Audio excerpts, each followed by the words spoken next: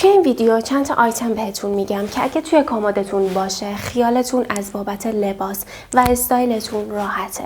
اگه میخوای بدونی تو پاییز و زمستون چی بپوشی، این ویدیو رو تا آخر نگاه کن. آیتم اول کتای بلنده. این آیتمی هستش که اگه داشته باشیدش دوست دارید اونو همیشه و همه جا بپوشید. رنگشون بستگی به سلیقه خودتون داره، ولی رنگای بیسیک و نود خیلی بهترن.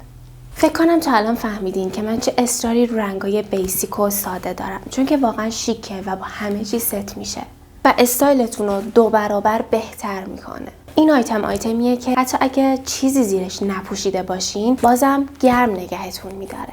وقتایی هم که عجله داری میتونی سریع بپوشیش، کمربندش رو ببندی و بری دنبال کارت. آیتم بعدی کراپ کته. قدش میتونه بلندترم باشه. طرحهای مختلف داره که به نظرم همشون قشنگن. خوبی این کتا اینه که داخلش پشمیه و حالت تدی داره و باعث نمیشه که سردتون بشه.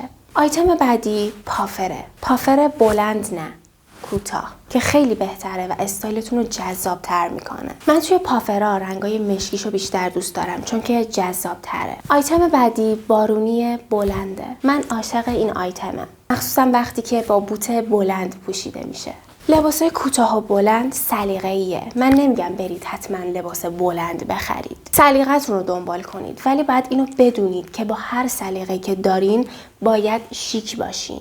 آیتم بعدی کتای تدی هستن. کتای تدی رنگای روشنش قشنگتره. ضخیم و جذابه و یکم باید حالت اوورسایز داشته باشه، نه اینکه چسب بدنتون بشه. به نظر من توی پاییز و زمستون اصلا فقط یه آیتم بگیر، ولی هوشمندانه عمل کن. بدون که داری چی میگیری، چه رنگی میگیری و میخوای اونو با چی ست کنی. باید آیتمی رو انتخاب کنی که بتونی اونو با همه چی بپوشی و کاربردی باشه، که هر جا که میری اون احساس شیک بودن و اعتماد به نفس رو داشته باشی. باید توی کمدت حداقل 2 تا دورس، هودی یا بافت داشته باشی که زیر همه کتا اونها رو بتونید بپوشید.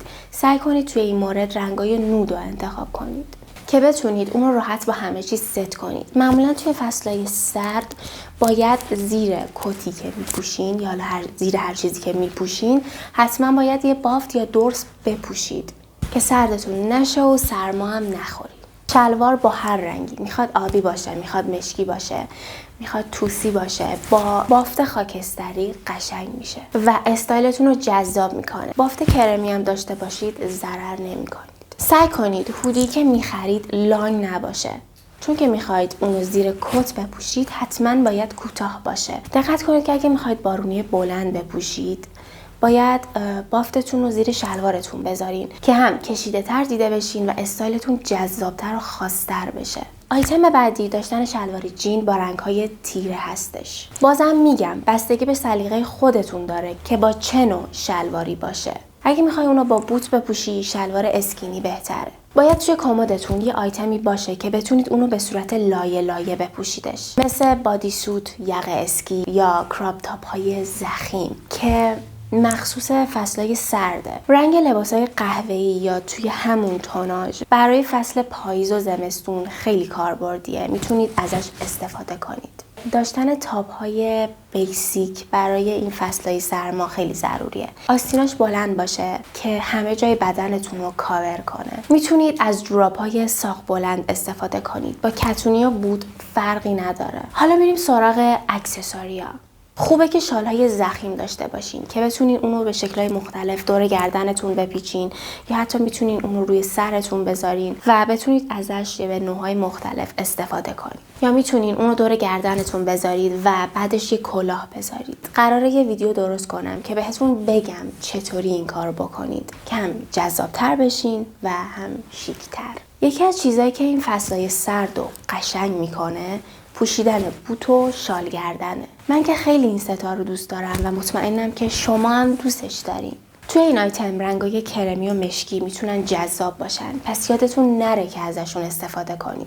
از کیفای کوچیک استفاده کنید که استایلتون کامل بشه و خوب به نظر برسه. یادتون نره که کوچیکترین جزئیات توی استایلتون میتونه خیلی تاثیرگذار باشه. میتونه اونو بکشه پایین یا زشترش کنه یا میتونه اونو بهتر بکنه.